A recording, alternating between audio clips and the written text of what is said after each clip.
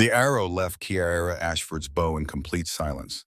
No whistle of wind, no hum of string, just the cold, perfect arc of ash wood and steel cutting through the twilight air toward the Alpha King's heart. She hadn't meant to shoot him, not exactly, but when Darius Wolfhart materialized from the shadows of the training yard like some ghost returned from the Borderlands War, her hands had remembered older instincts. Muscle memory older than grief, older than the 3 years she'd spent teaching herself not to feel. The arrow embedded itself in the oak post 2 inches from his left ear. He didn't flinch. Kira's breath caught somewhere between her lungs and her throat. The bow trembled in her grip, not from fear, but from the sudden, unwelcome realization that her aim had been off. She never missed. Not in 3 years of relentless practice. Not since the morning she'd learned that perfect precision could replace the messy business of emotion. Darius stepped into the torchlight, and she saw him clearly for the first time since his return. 35 years old, though, the war had carved him into something that looked older, harder. A scar traced the left side of his jaw where some Borderlands blade had nearly taken his life. His eyes, gold in the firelight, ancient and knowing, settled on her face with an intensity that made her want to run. "Your aim is off, weapons master," he said. His voice carried the texture of smoke and gravel, familiar in a way that hurt. "Or perhaps exactly where you wanted it." Kira lowered the bow slowly. Around them, the training yard had gone silent. Young wolves who'd been practicing combat drills now stood frozen, watching their king and their weapons master with barely concealed fascination. She could feel their eyes like brands against her skin. "A warning, Your Majesty," she said. The formal title tasted like ash. "You shouldn't approach someone from behind when they're armed." "I'll remember that." He moved closer, boots silent on the packed earth. Everything about Darius Wolfhart was controlled, measured, deliberate. Nothing like the laughing, reckless man she'd married at 23. Nothing like Callum, who'd burned bright and fast and left her drowning in the aftermath. The thought of her dead husband sent the familiar ice spreading through her chest. Good, she needed that ice. Had spent 3 years building it layer by careful layer until she could function without feeling. Until she could stand in this training yard and teach young wolves how to kill without remembering that killing had taken everything she loved. "The council is gathering by," Darius said quietly. His eyes hadn't left her face, searching for something she refused to give. "Your presence is requested. I'm training recruits until moonrise. They can wait." Not a command exactly, but the weight of an alpha's will pressed against the words nonetheless. Kira felt her wolf stir beneath her skin, restless, agitated, wanting things she'd forbidden it to want. She crushed the feeling ruthlessly. "As you wish, my lord." She turned without waiting for dismissal, acutely aware of his gaze following her across the yard. Behind her, she heard young Finnegan whisper to his training partner, "Did you see that she actually shot at the king?" "He deserved it," someone else muttered. "Everyone knows what happened to her husband." The words followed Kira into the fortress like ghosts. The council chamber smelled of old stone and burning sage. Kira took her place at the curved oak table, flanked by faces she'd known all her life. Elder Miriam, ancient and sharp-eyed, who'd delivered Kira into this world 29 years ago.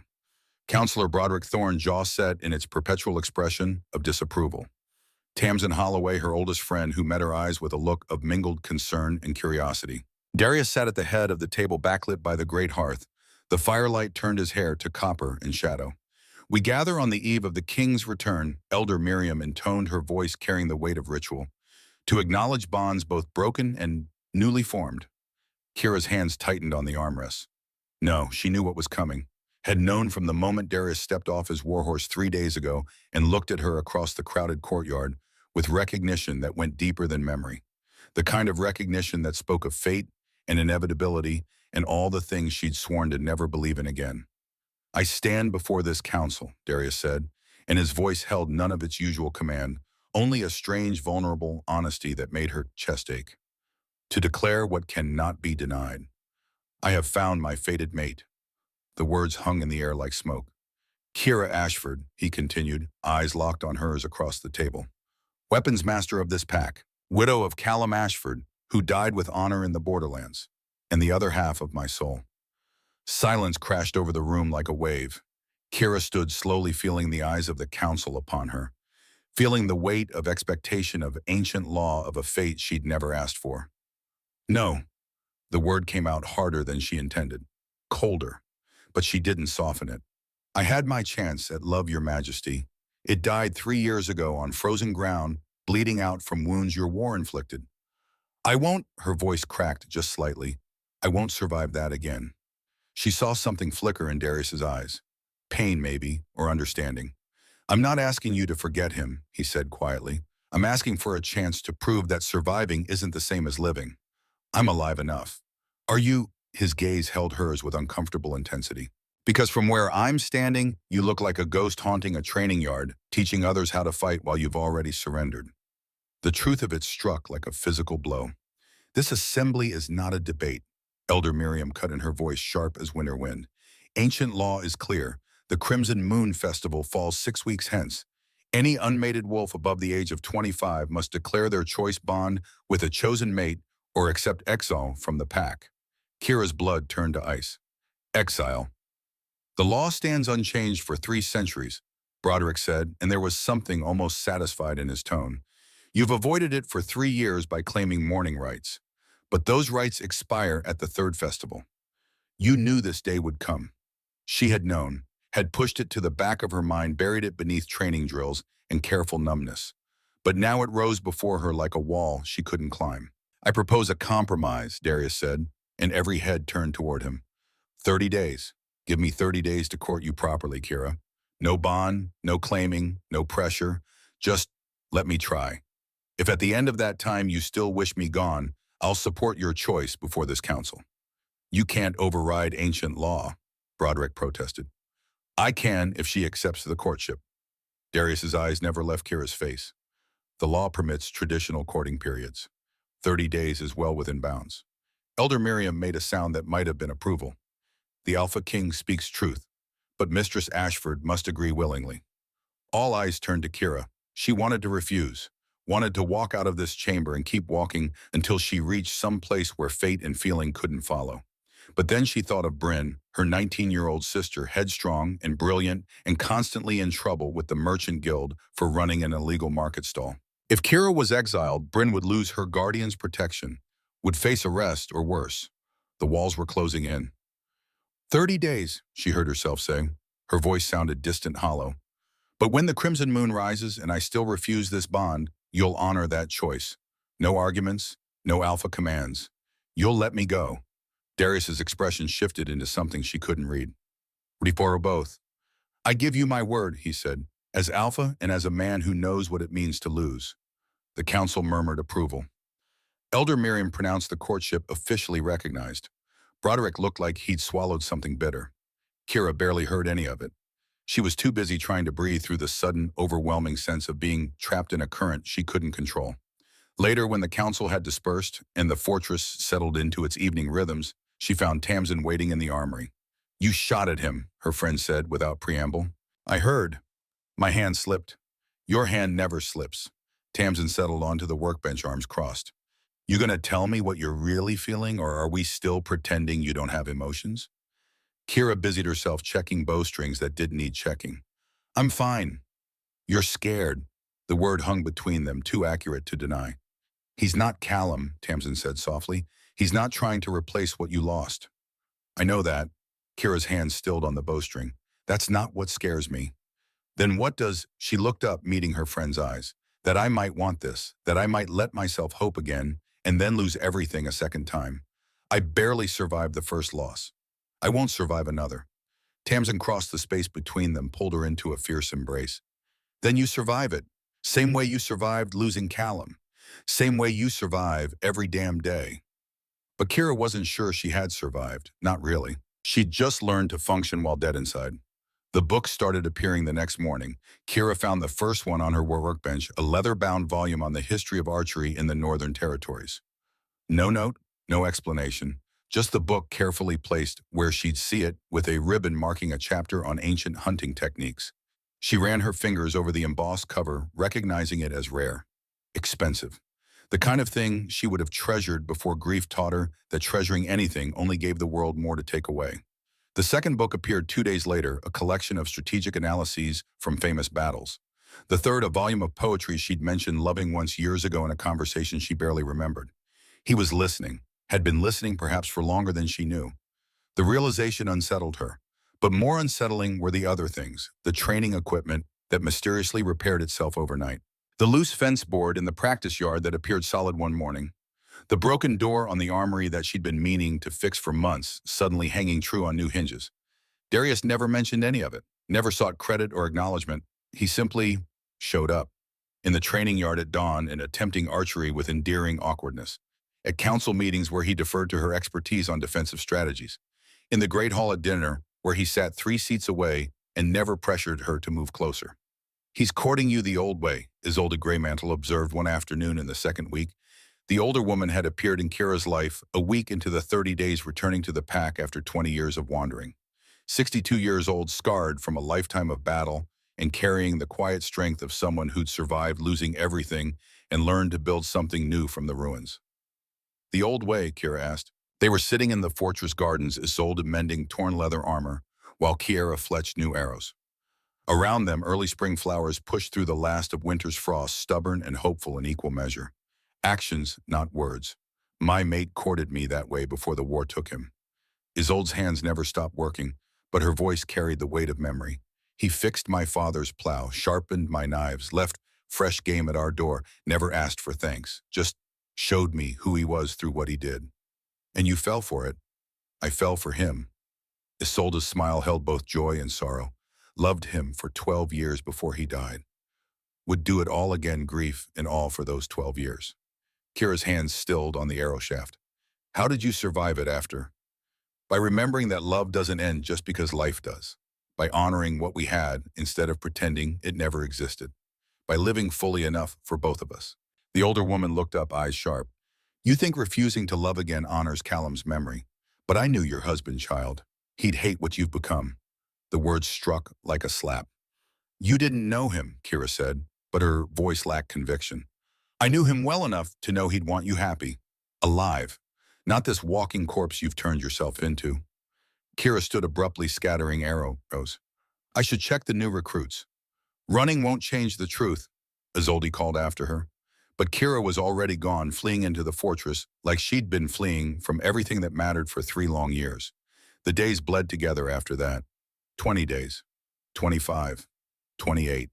Kira watched Darius from a distance, saw the way he led the pack with quiet strength, the way he listened to the lowest Omega's concerns with the same attention he gave his war council, the way he carried himself not with the reckless bravado she'd loved in Callum, but with a steadiness that spoke of someone who'd seen darknesses and chosen to build light anyway.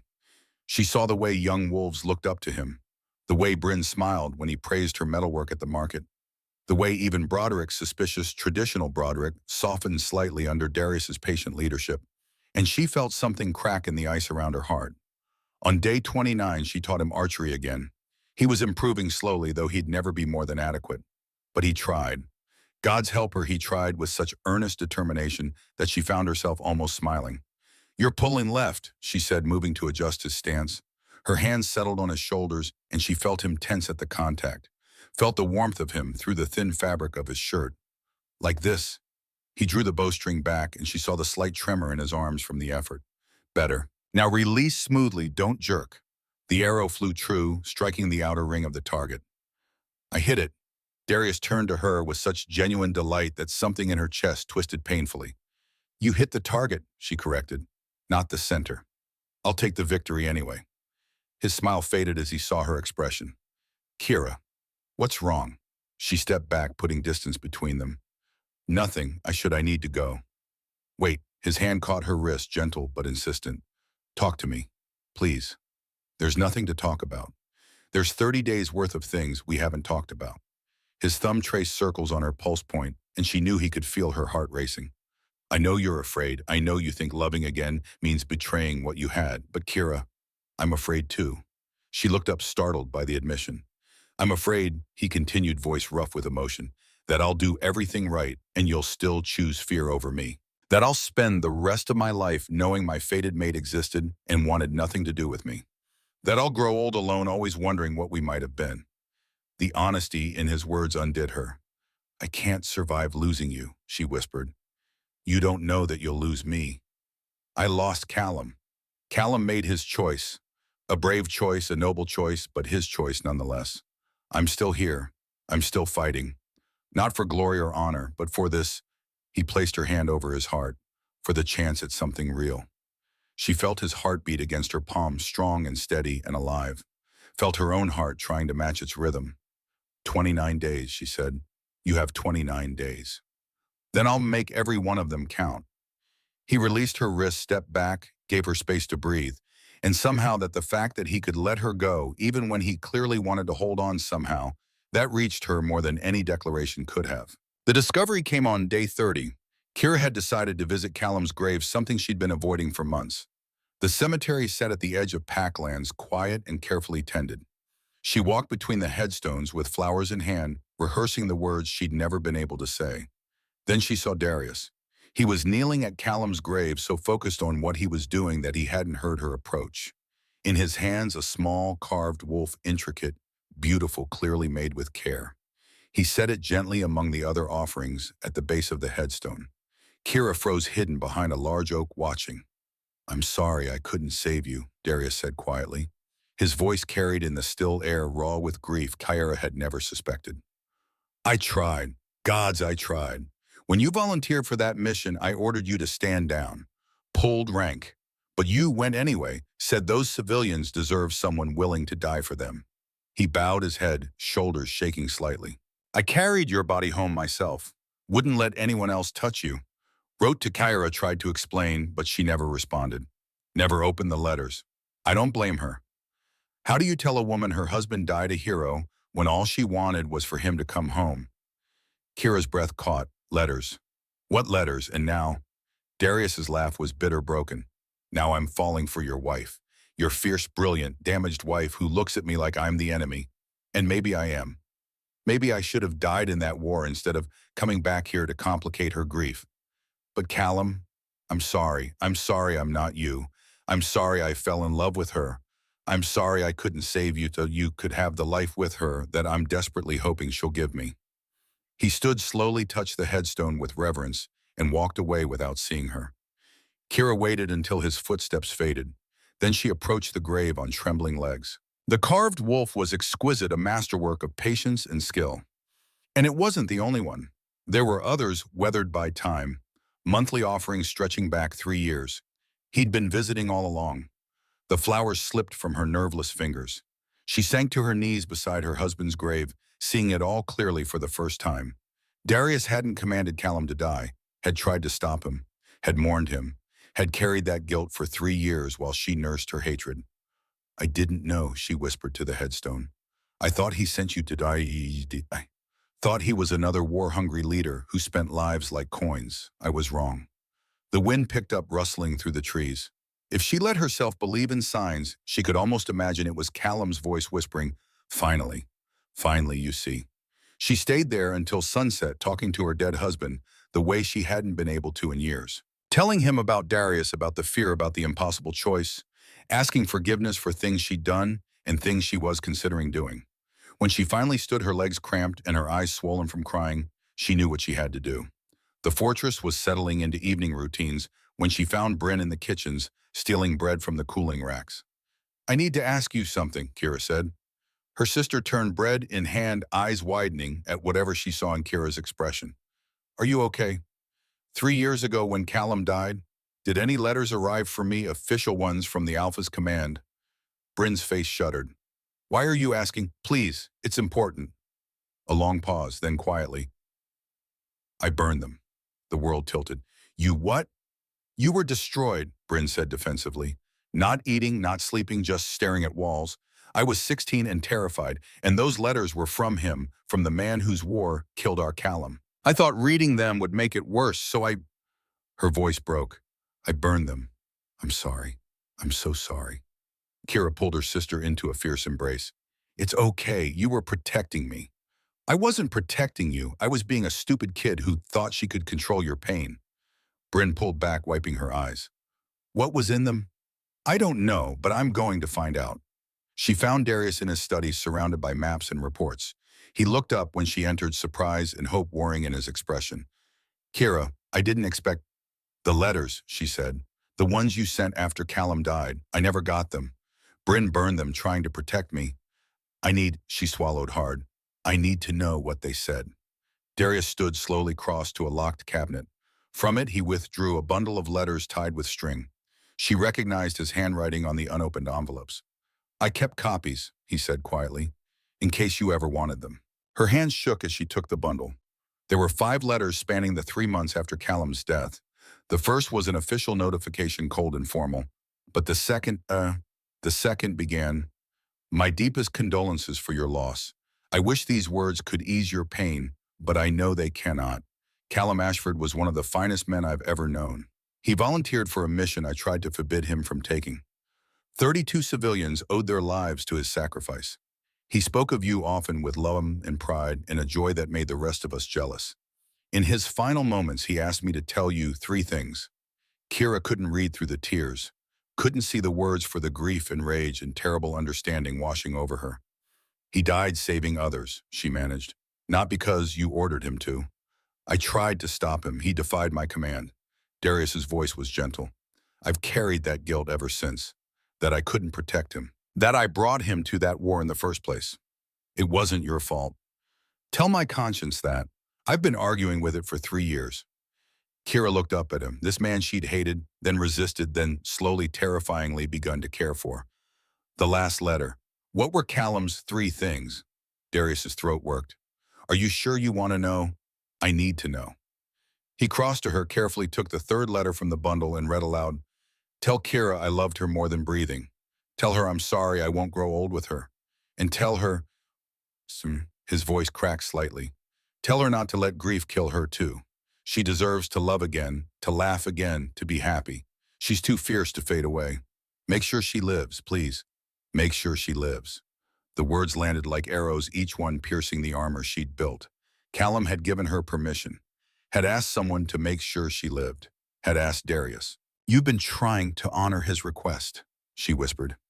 "I've been trying to honor him, and failing because you look at me like I'm the enemy, when all I want," he stopped, shook his head. "It doesn't matter what I want. You have 1 day left. If you still want me gone, I don't." The words came out before she could stop them, soft, certain. "What? I don't want you gone." She met his eyes, saw the hope flaring there. "I'm still afraid. I'm still broken. I'm probably going to be difficult and angry and impossible, but I don't want you to leave." "Kira, let me finish." She took a shaking breath. "I loved Callum with everything I had. That doesn't end just because he's gone, but maybe there's room for something else. Something different. Not a replacement, but a new beginning." Darius closed the distance between them, slowly giving her time to pull away. When she didn't, he cupped her face with infinite gentleness. "I'm not asking you to forget him," he said. "I'm asking you to let yourself live, the way he wanted you to, the way you deserve to.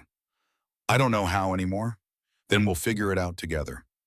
The kiss was soft, tentative, nothing like the passion she'd shared with Callum, but something quieter, steadier, a promise instead of a flame.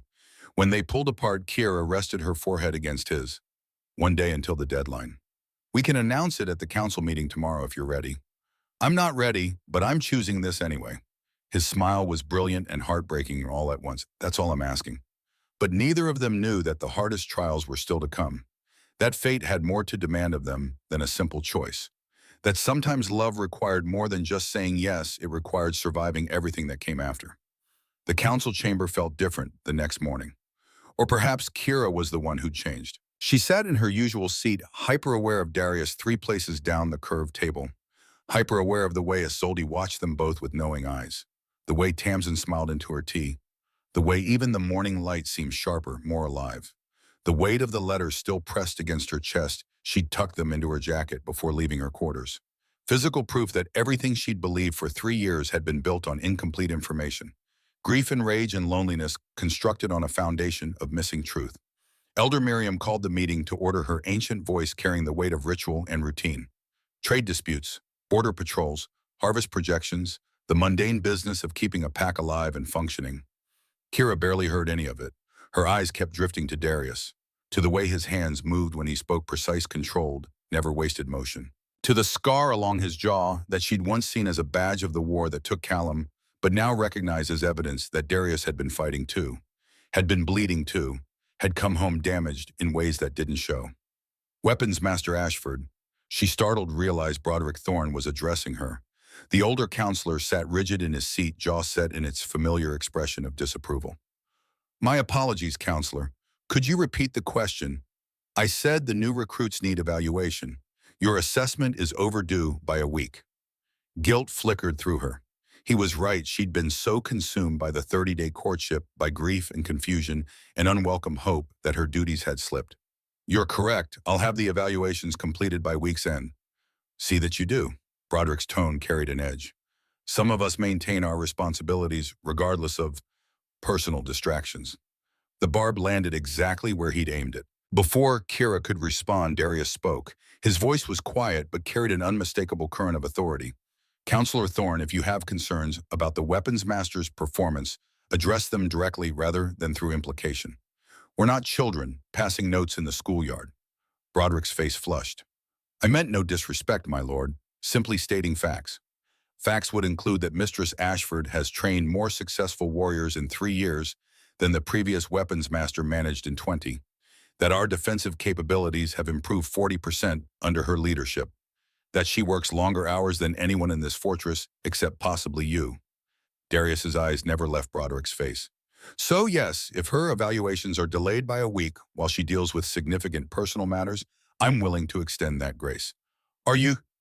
Silence fell across the chamber. Kira felt something warm unfurl in her chest. Not the desperate, consuming heat she'd felt with Callum, but something steadier, safer. The warmth of being defended, of being seen. Broderick inclined his head stiffly. Of course, my lord. The meeting continued, but Kira's attention had fractured completely. She found herself studying Darius with new eyes, seeing the leader instead of the enemy. The man who'd carried her husband's body home and mourned him at his grave. The man who'd waited 3 years for a chance she'd almost refused to give. When the council finally adjourned, she caught him in the corridor outside.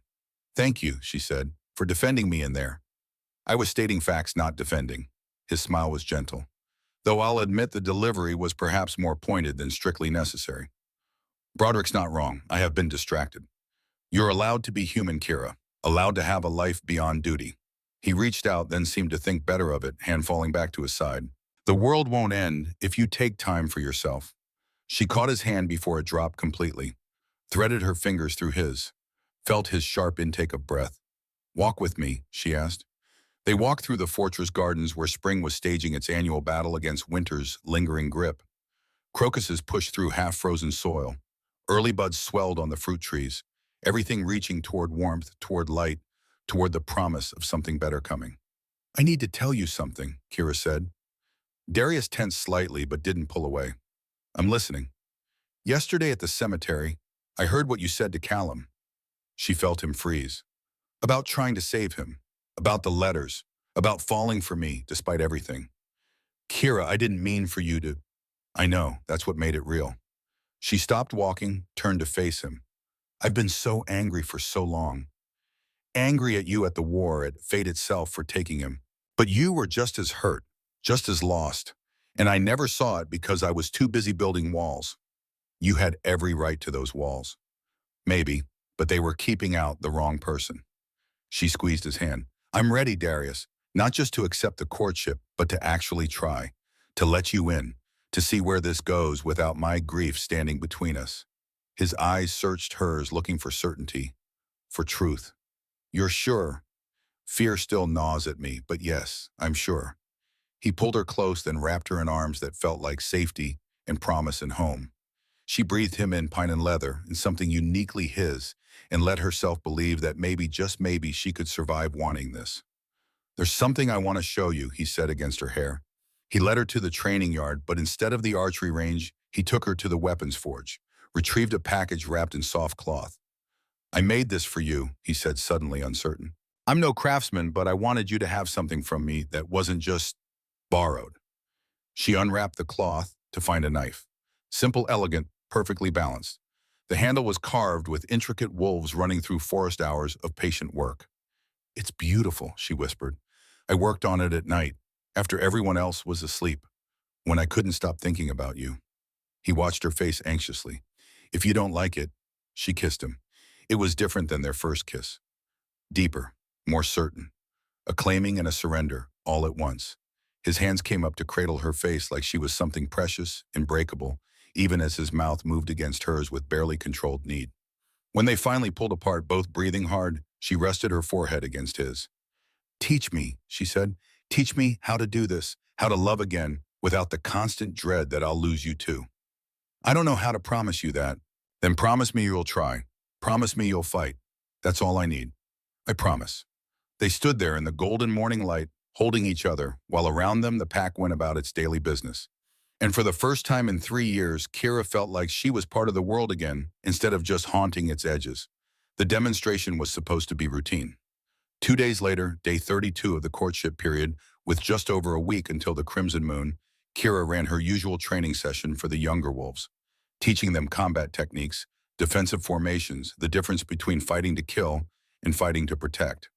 Usually it was organized chaos, carefully controlled with her watching every movement to prevent accidents. Today started no differently. 15 young wolves gathered in the practice yard ranging from 12 to 19 years old. Finnegan, the smallest, newest orphan the pack had taken in 6 months ago, stood at the back trying to look confident in failing. The boy had lost his parents to a Borderlands raid, had been found half-starved, barely able to shift, traumatized into near muteness. Kira had a soft spot for him, saw too much of her own grief reflected in his haunted eyes.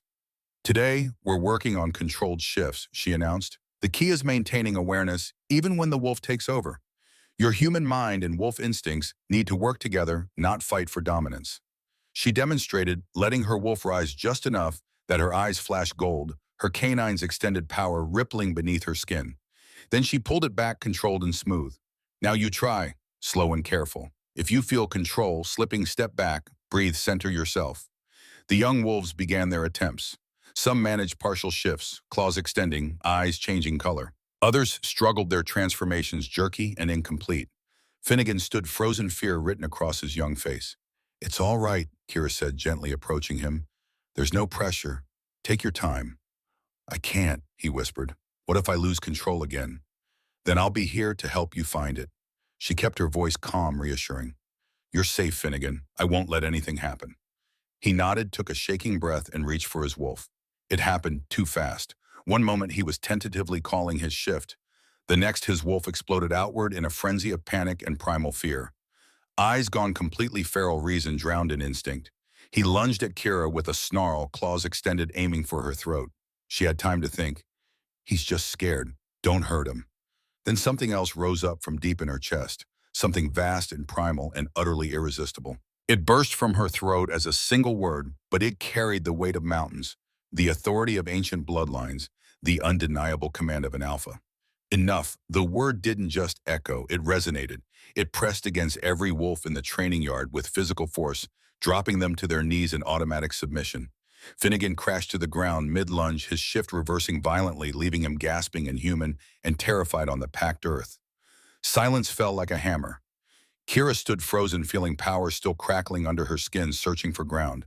Her hands shook, her heart hammered against her ribs, and every single wolf in the yard, young and old alike, was staring at her with expressions ranging from awe to fear. What? Finnegan's voice was barely a whisper. What was that? She didn't have an answer, didn't understand what had just happened. She'd shouted commands before, had the authority of weapons master to enforce discipline. But this had been something else, something that bypassed choice entirely and compelled obedience at a level she didn't recognize.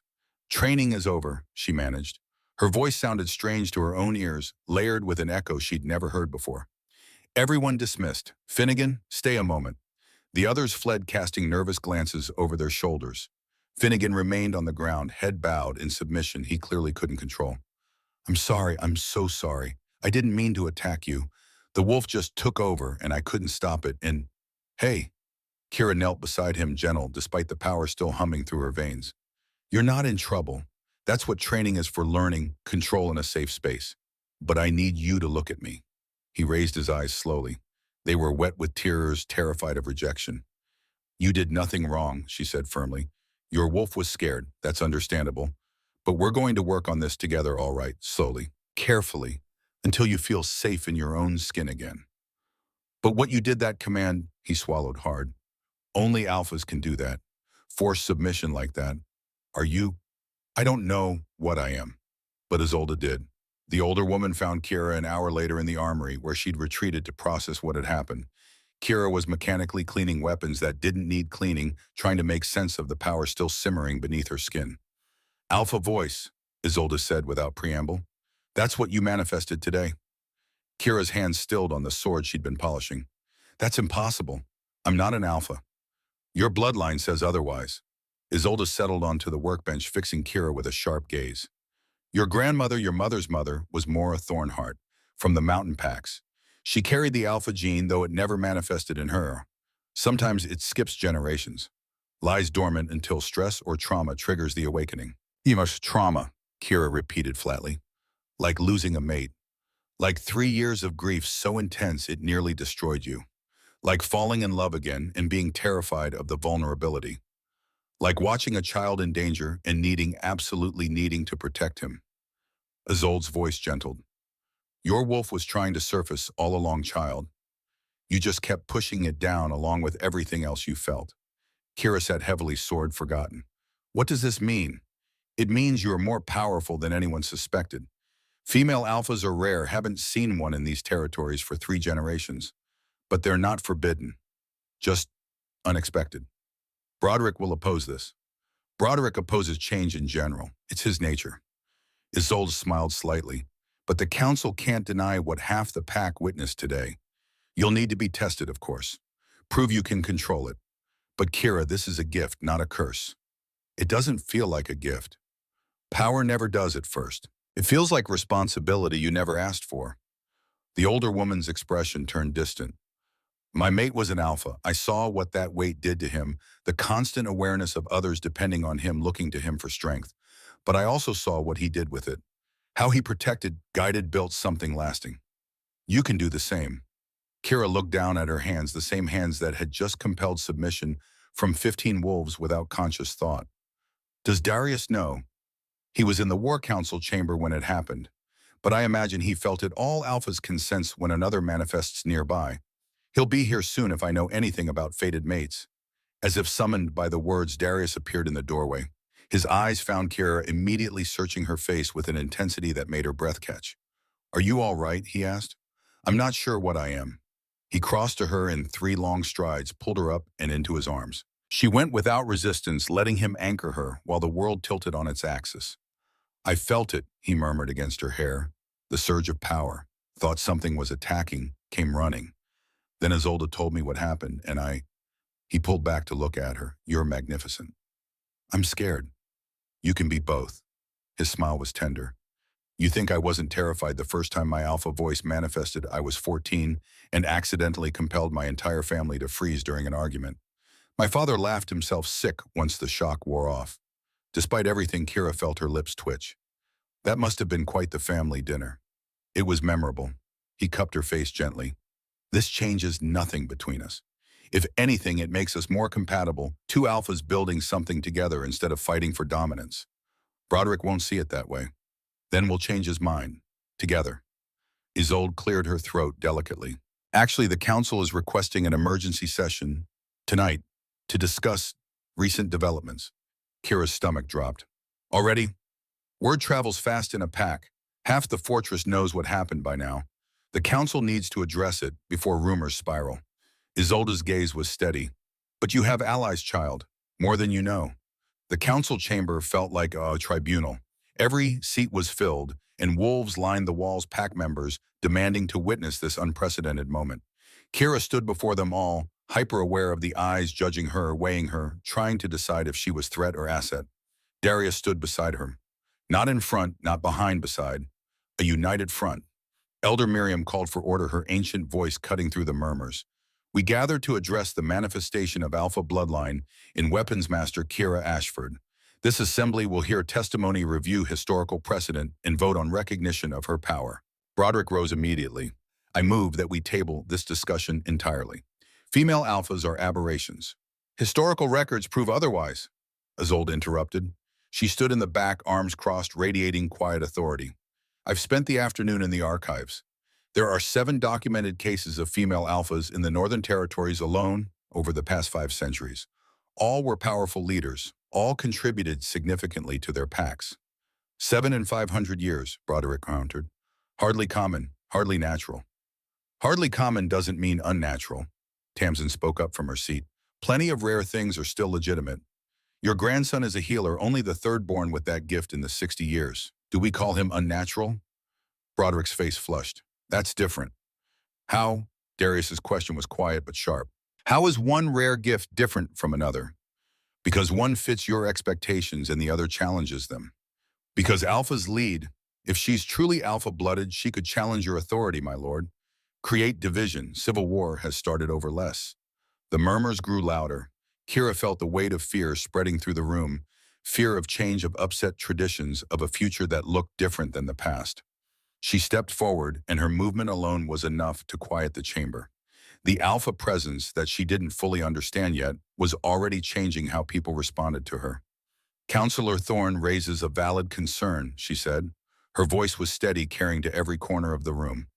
Power without accountability is dangerous, so let me be clear. I have no desire to challenge Darius for leadership, no interest in dividing this pack. I didn't ask for this gift, didn't seek it, but I won't apologize for it either. She met Broderick's eyes directly. You're right that I'm rare, right that I'm unexpected, but I've proven my loyalty to this pack every day for 3 years. Trained your warriors, protected your borders, bled for the safety of wolves I've never even met. Her voice hardened slightly. So if you want to reject me based on fear of what I might become instead of recognition of what I've already done, then go ahead and call that vote. But know that you're choosing prejudice over pragmatism. Silence fell. Elder Miriam's eyes glinted with something that might have been approval. Well said. The chair recognizes Counselor Greymantle. Isolde stepped forward. I've lived 6 decades and seen plenty of change, some good, some bad. But I've learned that refusing to adapt is a slower death than taking risks. She looked around the chamber. This young woman saved 15 cubs today with that alpha voice. Prevented what could have been a tragedy. That's not a threat, that's protection. Exactly what we need.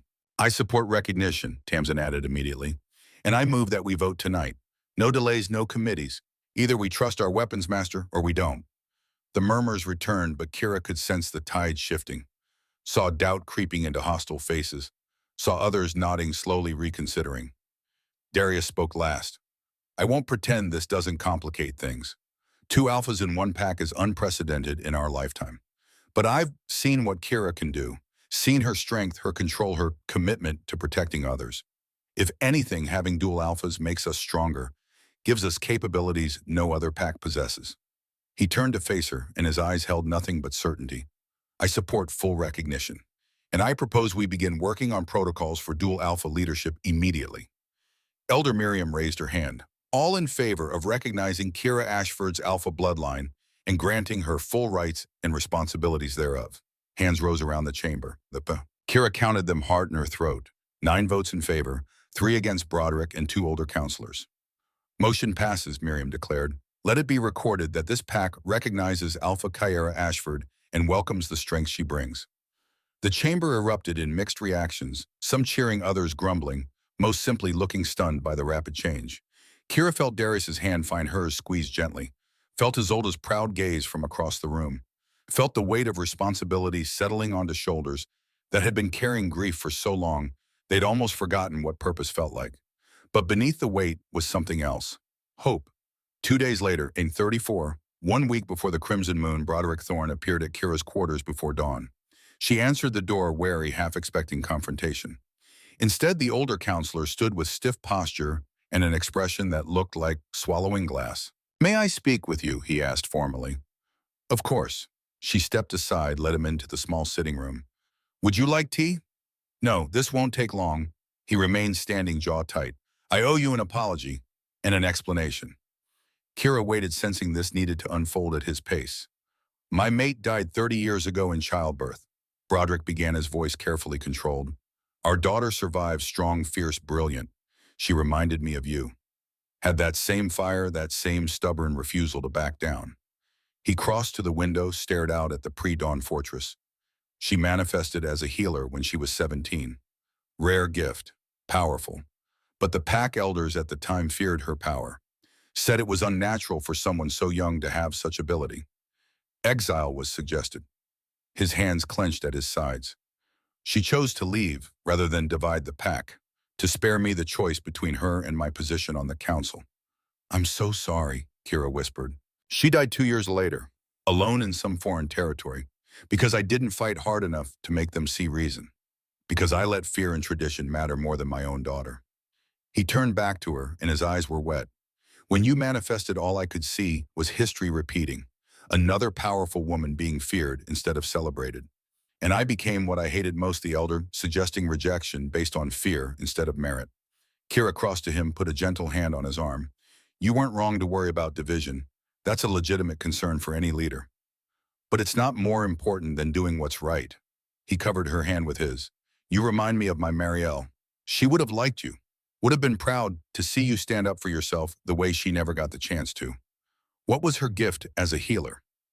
She could sense sickness before it manifested, saved dozens of lives by catching illnesses early. The pack would have been better with her, stronger, but we drove her away because we were too afraid of change. His voice roughened. I won't make that mistake again.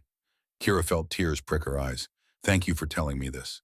I have a proposal, Broderick said, his tone shifting to something more formal, to prove my sincerity and give you a chance to demonstrate your capability to the remaining doubters. Oh, the hunt of the white stag. It's an ancient trial used historically to test new alphas. Ceremonial tracking through the northern forests requires leadership strategy and the ability to work with a team under pressure. His expression turned serious. I formally challenge you to undertake it, not to humiliate you, to give you a platform to prove your worth beyond any doubt. Kira considered. The hunt was legendary, an all-day tracking expedition that tested every skill an alpha needed. It hadn't been invoked in decades. When, she asked? Tomorrow. Day 35. You'll lead a party of 5, myself included, if you'll have me.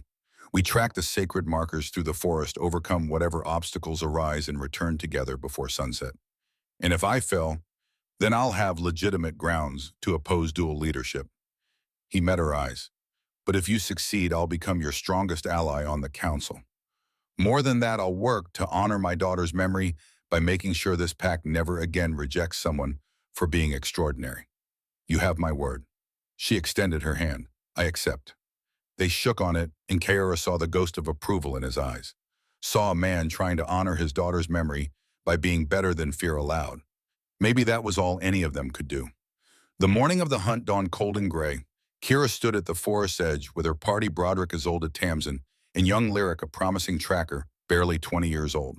Darius had wanted to come but understood that this was her trial, not his. She could feel his anxiety through the bond they'd begun to form, even though it wasn't complete yet. The rules are simple, Broderick explained. We track the sacred deer markings through the forest. Stay together. Overcome whatever obstacles arise. Return by sunset. Leadership is tested not by dominance, but by how you protect and guide your team. Understood. Kira adjusted her pack. Everyone ready? Nods all around. They entered the forest as the sun crept above the horizon. The first hours passed smoothly. Kira found the trail markers easily, ancient symbols carved into trees, subtle disturbances in the undergrowth. She kept them moving at a steady pace, checking in with each member, making sure no one fell behind. Isolde moved with surprising grace for her age. Tamsin joked to keep spirits light. Lyric absorbed everything like a sponge. And Broderick watched Kira with assessing eyes, looking for weakness or strength. She gave him only strength. They stopped for a brief meal at midday, crouched beside a stream that ran swift and cold with snowmelt. You're doing well, Isolde murmured to Kira. Natural leadership. I just don't want anyone getting hurt. That's what makes you a good leader. You care more about their safety than your own glory. They resumed the trail, pushing deeper into the forest. The markers led them upward into rockier terrain where the trees grew sparse and the wind picked up. Then the weather turned. It started as distant thunder. Within minutes, the sky opened up in a deluge that transformed the forest floor into slick mud. The stream they'd eaten beside swelled rapidly, brown water roaring over its banks. We need to find shelter, Kira shouted over the rain. But the trail markers led forward across what had been a gentle creek crossing. Now it was a churning rapids waist-deep and rising fast. We can't cross that, Tamsin said, eyeing the water with concern. We have to, Lyric argued. The trial requires following the full trail. The trial requires returning alive, Kira countered, which won't happen if we get swept away. She scanned the area, tactical mind working. Upstream, a fallen tree bridged the water, narrow, slippery, but possible. Downstream, the current looked slower, but the crossing was wider. There, she pointed to the tree. Single file. I'll go first, test if it holds. Then Lyric, Tamsin, Isolde, Broderick bringing up rear. You should go last, Broderick said. Leader secures the rear. Leader tests the danger first. I won't ask anyone to do what I won't. She started toward the fallen tree before he could argue. The bark was slick under her feet. The tree swayed with her weight, and the roaring water beneath seemed to pull at her hungry. Kira forced herself to breathe, to move slowly, to trust her balance. Halfway across, the tree shifted. She froze, arms extended for balance. Below, the water churned and frothed, full of debris and sharp rocks. Kira, Tamsin's voice carried from the bank. I'm fine, just need to... The tree shifted again, and this time she heard the crack of wood giving way. Then she was falling. The water hit like a fist, cold and brutal. Current grabbed her, spun her, dragged her under. She fought to surface, to breathe, but the rapids were too strong, pulling her downstream in a tumbling chaos. Rocks slammed into her ribs. Branches scraped her face. She caught a glimpse of sky-gulped air, then went under again. Her hand caught something solid, a root extending from the bank. She held on with everything she had, fighting the current that wanted to tear her away. Kira, Broderick's voice close now, grab my hand. She looked up, saw him lying on the bank, arm extended. Saw Isolde and Tamsin holding his legs to anchor him. Saw Lyric already in the water upstream, creating a human chain. Kira let go of the root with one hand, reached for Broderick. Their fingers touched, clasped. I've got you, he gritted out. Don't let go. Between all of them pulling, they dragged her from the water. She collapsed on the bank, coughing up river water, ribs screaming from the impacts. That, she gasped, was not in the trial description. Tamsin laughed, high and slightly hysterical. You're insane. You know that Alpha Voice won't help you if you're dead, Isolde added, but her relief was obvious. Broderick sat back on his heels, breathing hard. You could have died. But I didn't, because my team saved me. Kira pushed herself up despite her screaming muscles. That's what the trial is about, isn't it? Not individual strength, team strength, trusting each other. Something shifted in Broderick's expression. Understanding. Respect. Yes, that's exactly what it's about. Then we're not done. We have a trail to finish. They found a safer crossing downstream. Made it to the final marker just as sunset painted the sky golden crimson. Returned to the fortress, battered, exhausted, and completely unified. Darius met them at the gates, and the relief on his face when he saw Kyra alive nearly broke her. He pulled her into his arms despite the watching crowd, held her like he'd never let go. Never again, he murmured. Never scare me like that again. I survived. Barely. But I did. We did. Together. That night, the council formally recognized her successful completion of the hunt. Broderick stood and declared his support for dual alpha leadership, his voice carrying the weight of a man honoring his daughter's memory by doing what he should have done 30 years ago. And when Kira returned to her quarters, bruised and exhausted, she found Darius waiting. I thought I lost you today, he said quietly. I'm right here. I know, but Kira, I need to tell you something. Before this goes any further, before the Crimson Moon ceremony in 6 days, before I lose my courage. He took her hands and she felt them trembling. I'm not going to live forever. None of us are. No, I mean there's something wrong. Has been since the Borderlands. He met her eyes and she saw fear there. Real raw fear. I'm dying. The world tilted. What? A curse wound, an enchanted blade that's been slowly draining my life force for 3 years. I've been hiding it, managing it, but... His voice broke slightly. The healers give me maybe 5 more years. Less if I keep pushing myself. Kira pulled her hands free, stepped back. Panic clawed at her throat. You're telling me this now? After everything. After I finally opened my heart again. I know it's not fair, but I couldn't let you bond with me without knowing the truth. Tears tracked down his face. I love you too much to lie to you. She wanted to rage, wanted to run, wanted to scream at the unfairness of fate offering her love and loss in the same breath, but instead she stepped forward, cupped his face in her hands and kissed him fiercely.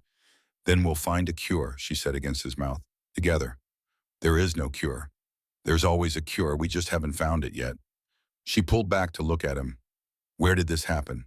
Where were you wounded? Silver Peak Mountains, during the final battle. Her breath caught. Silver Peak, where Callum had died. Then that's where we'll go, she said. Back to where this started. We'll find answers. Kira, it's too dangerous, too painful for you. I'm not losing you, not without a fight. Her voice turned hard with determination. You promised me you'd try. You promised me you'd fight. So we're going to Silver Peak, and we're going to find whatever magic or herb or miracle it takes to save you. You're sure? I've never been more sure of anything. He kissed her again, desperate and grateful and terrified. And when they made love that night, it was with the urgency of people who understood that time was the most precious gift of all. Later, as dawn crept through the windows and Darius slept beside her, Kira stared at the ceiling and made a vow. She'd lost Callum to Silver Peak. She would not lose Darius there too. Whatever it took, whoever she had to become, she would save him. Or die trying.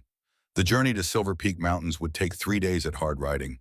3 days through territories that grew progressively wilder, more remote, more haunted by memories Kira had spent 3 years trying to forget. 3 days to prepare herself for returning to the place where her first love had bled out on frozen ground, while she slept peacefully at home, unaware that her world was ending. 3 days to save her second love from the same fate. They left at dawn on day 37, Kira, Bryn, Isolde, Tamsin, and Nephili the healer. 5 days until the crimson moon. 5 days to find a cure return and bind themselves in the ceremony that would either save Darius or prove Isolde's theory wrong. Darius had wanted to come despite his weakening condition, but Kiera had kissed him and made him promise to rest to save his strength for the ceremony. She could feel him through their nascent bond, not complete yet, but growing stronger each day. Felt his fear, his love, his desperate hope that she'd return in time. The first day of travel passed in tense silence. They rode through familiar packlands, past farms and villages where people waved and called blessings. But Kiera barely noticed. Her mind was already ahead, climbing into mountains she'd sworn never to see again. Bryn rode beside her, young and determined and trying so hard to be strong. Her sister had insisted on coming, despite Kira's protests. "You saved me when Mom and Dad died," Bryn had said. "Let me help save him." The girl, no young woman, Kira corrected herself, had grown so much in 3 years. 19 now, with their mother's eyes and their father's stubborn chin. Old enough to understand grief. Old enough to choose courage over fear. "Tell me about Callum," Bryn said as they rode. "The real stories, not the sanitized ones everyone shares at memorial services." Kira glanced at her sister, surprised. "Why Pathom?" "Because I was 16 when he died.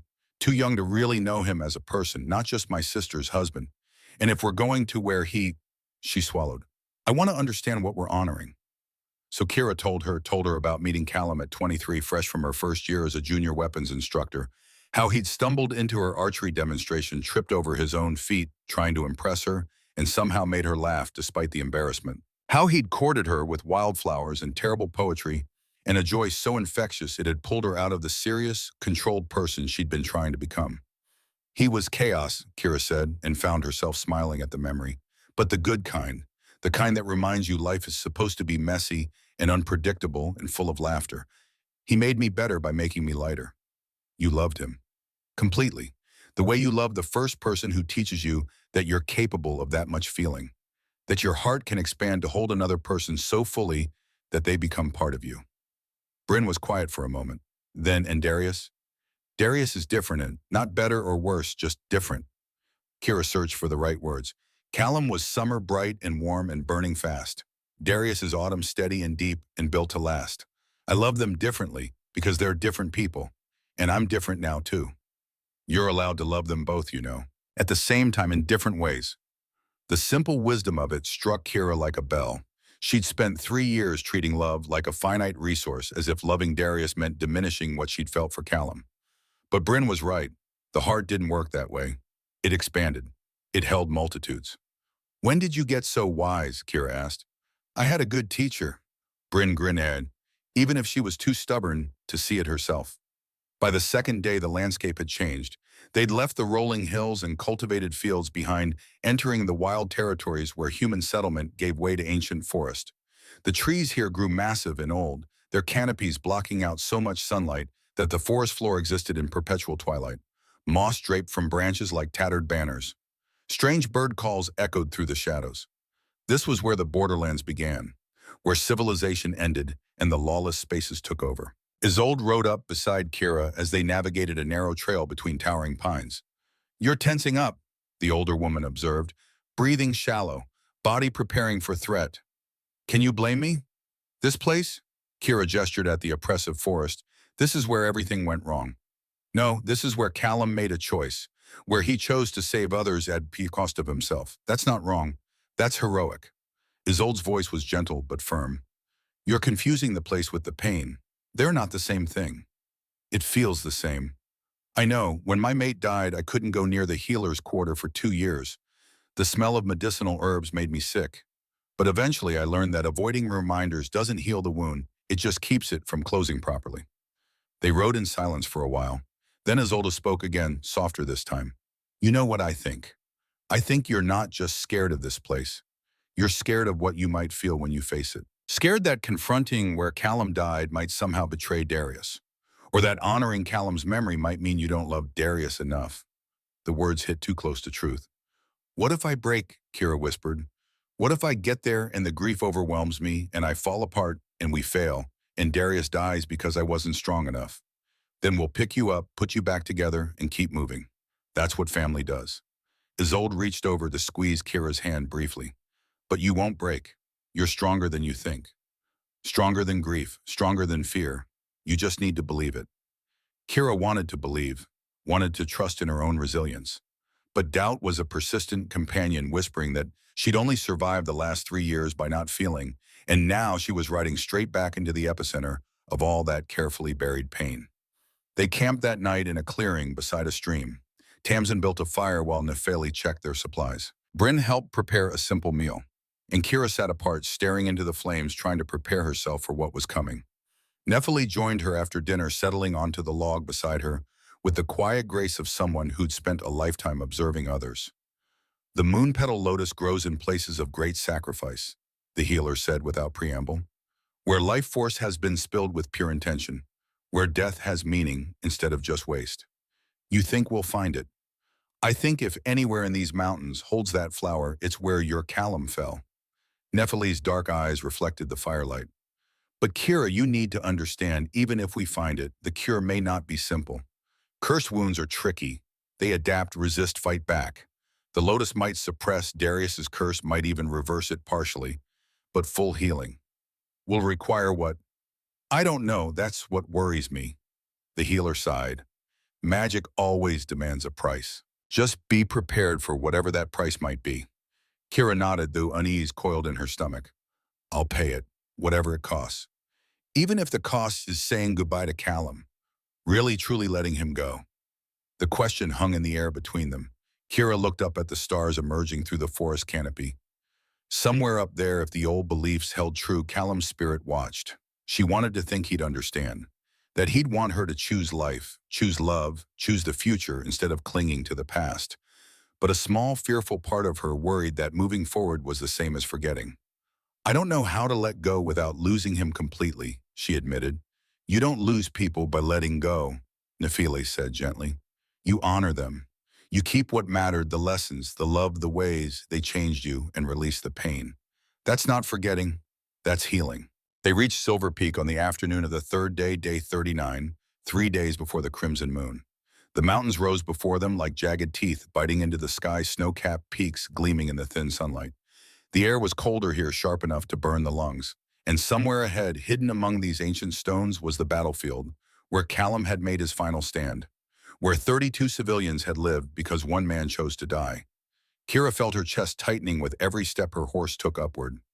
Memories crashed over her in waves, Callum's laugh, his hands teaching her a new bow technique, the way he'd kissed her goodbye the morning he left for war, completely unaware it was the last time. I can't do this, she said suddenly, pulling her horse to a stop. The others reined in immediately. Bryn looked at her with concern, Isolde with understanding, Tamsin with gentle encouragement. You can, Isolde said firmly, one step at a time, one breath at a time. We're here with you. What if the memories are too much? Then we hold you through them. But Kira, the older woman's voice softened. What if they're not memories you need to fear? What if they're gifts you've been too afraid to unwrap? Kira didn't understand, not yet. They continued climbing. An hour later, they crested a ridge and found it the battlefield where the Borderlands War had claimed so many lives. The evidence of violence had faded over 3 years. Grass had grown back, wildflowers dotted the meadow nature, reclaiming what war had torn apart. But Kira could still see it, could still imagine the chaos, the blood, the desperate fighting, could still see Callum standing in the center of it all, buying time for innocence to escape. There, Nepheli said quietly, pointing. In the middle of the meadow stood a cairn, stones carefully stacked into a memorial taller than a man maintained with obvious care. And around its base, growing in impossible profusion, were flowers unlike anything Kira had ever seen. Moon-petal lotus, pale blue petals that seemed to glow with their own internal light. Dozens of them clustered around the memorial like offerings. He's honored here, Bryn whispered. Look. As they approached, Kira saw the other signs. Small tokens left by travelers, carved figures, braided grass, simple offerings of thanks. Someone had etched words into the largest stone of the cairn. Here fell Callum Ashford, who chose love over fear. The sob escaped before Kira could stop it. She dismounted on shaking legs, crossed the meadow, and sank to her knees before the cairn. 3 years of held tears finally breaking free. I'm so sorry, she gasped. I'm so sorry I wasn't here. I'm sorry I hated you for leaving. I'm sorry I blamed Darius when you made your own choice. I'm sorry I've been half alive instead of honoring your sacrifice by really living. The wind picked up, carrying the scent of the lotus flowers. And in that moment, Kira could have sworn she felt something, a presence, a warmth, a sense of being held by invisible arms. Then a voice spoke from behind her. He saved my grandchildren. Kira turned to find an elderly woman emerging from the tree line, ancient beyond measure, leaning on a gnarled walking stick, eyes sharp despite the deep lines of age etched into her face. I'm Elder Wren, the woman said, guardian of this memorial. And you must be Kira. I've been waiting for you. Oh, you knew I'd come. The lotus only blooms for those the fallen wish to save. It's been growing here for 3 years, waiting for the one Callum loved to finally arrive and claim it. Elder Wren moved closer, surprisingly spry, despite her apparent age. He spoke of you in those final minutes. Made me promise something. Kira's heart clenched. What? He made me promise that if you ever came here, I would give you this. The elder reached into her robes and withdrew a small leather journal, weathered but intact. He kept it during the campaign. Wrote in it every night. His final entry was the morning of the battle. With trembling hands, Kira accepted the journal. The leather was soft, worn by Callum's touch. She could almost feel him in it, his energy, his essence, his love. He knew, Elder Wren said gently, knew the mission was likely suicide. But those civilians, 12 adults, 20 children, they had no other chance. So he wrote his goodbye, gave the journal to me for safekeeping, and walked into that battle smiling. Said it was worth it. Said you'd understand someday. Kira opened the journal with shaking hands, flipped to the last entry, saw Callum's familiar handwriting, slightly rushed but still legible. To my fierce, beautiful Kira. If you're reading this, I didn't make it home. I'm sorry. Sorry I won't see your face again, won't hold you, won't grow old beside you the way we planned. But I'm not sorry for the choice I'm about to make. There are children here. Babies, Kira. The youngest is 6 months old. And if I don't buy them time to escape, they'll die. All of them. I can't live with that. Won't live with that. I know you'll be angry. You'll rage at fate and at me for being reckless. You'll probably hate Darius for bringing me here. Don't he tried to stop me? Pulled rank, but I disobeyed. You'll build walls around your heart and swear you'll never love again. Don't, please, my love, don't let my death kill you too. You're too fierce to fade, too full of fire to become ash. I need you to promise me something, even though I'm not there to hear you say it. Live. Really live. Not just survive, but thrive. Laugh until your ribs hurt. Love someone new with all the passion you gave me. Let yourself be happy without guilt. Because that's how you honor me, not by grieving forever, but by being so fully alive that my sacrifice meant something. Find someone who'll stay. Someone who won't be reckless like me. Someone steady and strong who'll grow old with you and give you the life I can't. You deserve that. You deserve everything. I love you. I'll always love you. But from wherever I end up, I'll be cheering for your happiness, not your mourning. Be fierce. Be free. Be fully yourself. All my love, Callum. The words swam as tears blurred Kira's vision. She pressed the journal to her chest, feeling the weight of permission she'd been desperate for without knowing it. Callum had released her, had asked her to love again, had practically begged her to find Darius. He gave you his blessing, Elder Wren said softly, 3 years ago before you even knew you needed it. That's the kind of love that transcends death. Kira looked up at the cairn, at the flowers glowing in the fading light. The lotus. How do I harvest it? You don't harvest it, you receive it. The elder gestured to the blooms. Speak your need aloud. If your intention is pure, the lotus will offer itself. Kira stood on trembling legs, approached the flowers, Later, hand on the cairnstone, still warm from the sun. Callum, she said, voice breaking, I loved you. I still love you. But I love Darius too, and he's dying from a curse wound he got trying to save others just like you did. I need the Lotus to save him, to give us the chance you wanted me to have. Please, please let me save him the way I couldn't save you. For a moment, nothing happened. Then the largest lotus bloom began to glow brighter. Its stem loosened from the soil and the entire flower lifted as if by invisible hands floating toward Kira. She cupped her palms beneath it, and it settled there gently, still luminous with inner light. Thank you, she whispered. To Callum, to the mountain, to whatever force had granted this miracle. Elder Wren smiled. You have 3 days to reach him before the crimson moon rises. The lotus will stay fresh if you keep it close to your heart, literally. Its magic responds to love. Will it cure him? The elder's expression turned grave.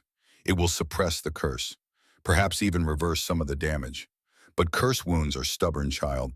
Full healing may require more. What more? That I cannot say. Every cure demands its own price. You'll know what's needed when the moment comes. They rode through the night, slept in shifts, pushed the horses to their limits, drove themselves past exhaustion. The lotus rested against Kira's chest, tucked into a silk pouch that Nepheli had provided its gentle warmth, bleeding through the fabric like a second heartbeat. Through the nascent bond, Kira could feel Darius weakening. The curse was accelerating, sensing perhaps that salvation was near and fighting to maintain its grip. She pushed harder, urged the horses faster, silently begging him to hold on. Just 3 more days, please. Hold on for me. They reached Packlands as the sun set on day 41, 2 days before the crimson moon. 2 days until the ceremony that would either bind them forever or see them separated by law and fate. Kira barely paused at the gates, rode straight to the healer's quarters where Darius had been confined, burst through the door to find him unconscious, skin pale as death, breathing shallow. No, the word came out as a command. No, you don't get to die. Not now, not when I finally figured out how to live. She pulled out the lotus, placed it on his chest. Nepheli immediately began preparing a tincture, while Isolde helped strip away Darius's shirt to expose the curse wound. It was hideous. Black veins spread from a central scar on his ribs, creeping toward his heart like poisoned roots. The skin around it had a sickly gray pallor, and Kira could see it pulsing with malevolent energy. The curse is fighting, Nepheli said grimly, trying to kill him before we can administer the cure. Hold him down, this is going to hurt. Kira braced Darius's shoulders. Tamsin took his legs. Bryn held his hand, whispering encouragement, even though he couldn't hear. Nepheli crushed the lotus petals, mixed them with sacred oils, and moonwater created a paste that glowed with the same blue light as the flower. Then she smeared it directly onto the curse wound. Darius's eyes flew open. He screamed. His back arched off the bed muscles, seizing as the lotus magic battled the curse for control of his life force. Black smoke rose from the wound, acidic and foul-smelling. The veins pulsed wildly, trying to spread faster than the cure could work. It's working, Nepheli said through gritted teeth. But it's not enough. The curse is too old, too entrenched. The lotus will buy him time, weeks, maybe months, but it won't cure him completely. Then what will? Kira demanded. I don't know. Darius's hand found Kira's, gripped it with desperate strength. His eyes focused on her face, lucid despite the agony. Enough, he gasped. This is enough. You tried. You gave me more time than I had any right to ask for. Let me go peacefully instead of fighting the inevitable. No, Kira leaned down, pressed her forehead to his. You promised me you'd fight. You promised we'd have a future. I'm not releasing you from that promise. There's no cure, Kira. Just accept the bond, Isolde said suddenly. The dual alpha bond. That might be enough. Everyone turned to stare at her. What are you talking about? Nepheli demanded. Think about it. 2 alphas bonded at the soul level, sharing life force. If the curse is draining his energy, Kira's alpha blood could constantly replenish it. A perpetual cycle of healing. Isolde's eyes gleamed with sudden certainty. It's never been tested because dual alpha bonds are so rare. But the theory is sound. Theory, Nepheli repeated skeptically. You want to bet his life on theory? I want to bet our lives on love, Kira said firmly. On the bond.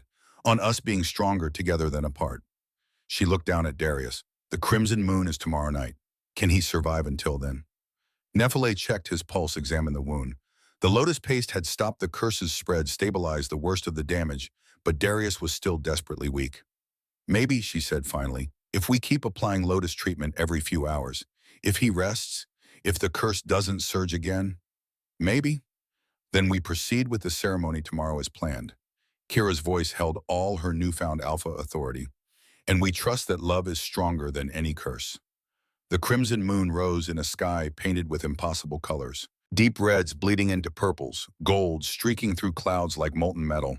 The ancient oak at the heart of Packland stood silhouetted against the spectacle, its branches spreading wide enough to shelter the hundreds of wolves gathered for the ceremony. Kira stood at the edge of the clearing, wearing ceremonial leathers, dyed deep blue, the color of loyalty, of water, of adaptability. Her hair was unbound, flowing down her back in dark waves, and in her hands she held a single white arrow, the same arrow she'd shot at Darius that first night, carefully preserved, a symbol of how far they'd come. Bryn fussed with the leather ties at Kira's shoulders, hands shaking slightly, with nerves. "You look beautiful," her sister said. "Callum would be proud." "You think so?" "I know so. He's probably up there somewhere organizing a celebration." The image made Kira smile, despite her fear. That sounded exactly like Callum turning even his widow's remarriage into a party. A throat cleared behind them. They turned to find Broderick Thorne dressed in formal council robes, expression uncharacteristically soft. "May I speak with you?" he asked Kira. Bryn excused herself, leaving them alone. "I wanted to ask your permission for something," Broderick said.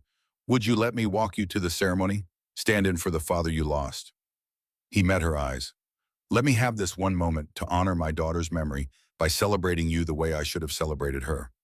Kira's throat tightened. She thought of her own father, dead 5 years now.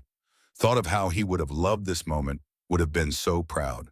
And she thought of Broderick's daughter denied her own happy ending by fear and prejudice.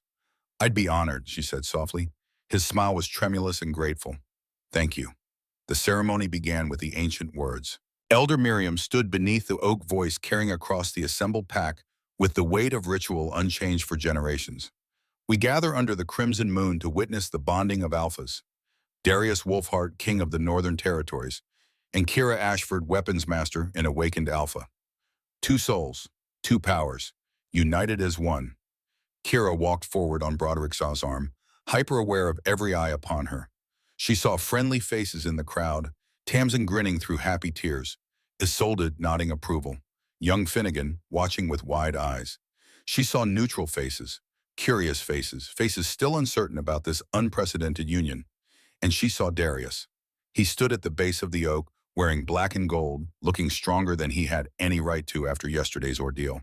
The lotus treatment had given him back some color, some strength, enough to stand, enough to speak his vows.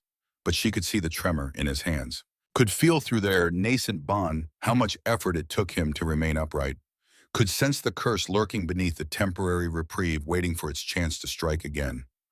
This has to work, she thought desperately. The bond has to be enough. Broderick placed her hand in Darius's, stepped back with a small bow. Darius's fingers closed around hers, warm and solid and real. "I wasn't sure you'd come," he whispered. "Where else would I be? Running. You're good at that." "Not anymore." She squeezed his hand. "I'm done running from the things I want." Elder Miriam began the bonding rites, ancient words in an older tongue speaking of moon and blood and the ties that bound soul to soul. The pack joined in the chanting voices, rising in harmony that seemed to make the very air vibrate. Darius spoke first. "I choose you, Kira Ashford. Not because fate demanded it, though I'm grateful fate is occasionally wise, but because you're the strongest person I've ever known. Because you taught me that strength isn't the absence of fear. It's choosing love, despite being terrified. Because every day with you feels like winning a battle I didn't know I needed to fight." He swallowed hard, voice roughening with emotion. "I choose you knowing I might not have decades to give. Knowing you're risking pain again. Knowing I'm asking for trust I haven't fully earned. But I promise you this, whatever time we have, I'll spend it loving you fiercely. Protecting you, making you laugh, being the steady ground beneath your feet when you need it and the wind at your back when you don't. I'll honor Callum's memory by being worthy of the gift he gave me, your heart." Tears streamed down Kira's face. She didn't bother wiping them away. "I choose you, Darius Wolfheart," she said, voice clear despite the crying. "I choose you knowing it's terrifying, knowing I could lose you like I lost him, knowing love is a risk that sometimes ends in devastation. But I'm choosing to be brave anyway, to trust that some things are worth the fear." She looked out at the assembled pack at the faces watching with such hope. Callum taught me how to love with my whole heart. He showed me what it meant to be cherished. And in his final words, her voice broke slightly. He asked me to live fully, to find someone who'd stay, to be happy without guilt. She turned back to Darius, met his eyes directly. You're that someone. You're steady where he was chaos. You're autumn where he was summer. You're the future instead of the past. And I love you, gods. I love you not because you're replacing him, but because you're entirely yourself. Because you see all my broken pieces and still choose to stay. Because you make me want to be brave enough to hope again. The pack's chanting rose voices, building toward the climax of the ceremony. Elder Miriam raised her hands. The claiming marks, the final seal. This was it. The moment where theory would be tested, where their bond would either save him or they'd discover Isolde had been wrong. Darius leaned down, pressed his lips to the juncture of Kira's neck and shoulder. She felt his teeth extend, felt the sharp pressure, and then the claiming bite. Pain and pleasure and power all surging through her at once. But beneath it, she felt something else. The curse sensing the bond forming, surging forward in a last desperate attempt to kill its host before the magic could take hold. Darius staggered. The curse wound erupted in black smoke spreading across his chest with terrifying speed. He was dying, right there in front of everyone. The lotus couldn't hold it back anymore. No, Kira didn't think, just acted. She bit down hard on his shoulder, completing the bond from her side. And as her teeth broke skin, as her alpha blood mixed with his, she felt everything, his pain, his fear, his love, his desperate hope that she'd survive this even if he didn't. And she felt the curse recognized it for what it was. Not just dark magic, but a parasitic entity feeding on his life force, draining him day by day, year by year. Her alpha blood surged forward to meet it.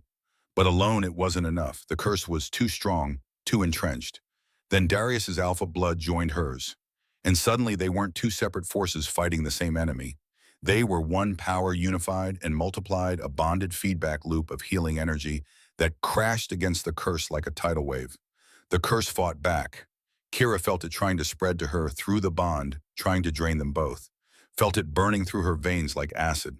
But every time it gained ground, Darius's strength flowed into her, replenishing what was lost. And every time it attacked him, her power flooded back, reinforcing his defenses. They were a circuit now. A perpetual exchange of life force that the curse couldn't overcome because there was no single source to drain. The curse realized its mistake too late. Caught between two alpha bloodlines feeding each other, burning with combined power it had never encountered before, the curse began to fragment, to crack, to die.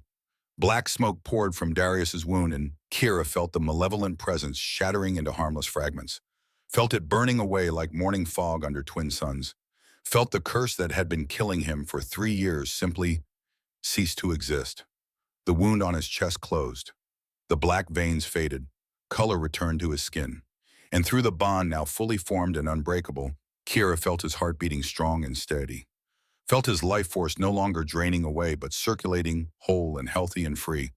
They pulled back from the claiming bites, simultaneously staring at each other in shock and wonder. It worked, Darius breathed.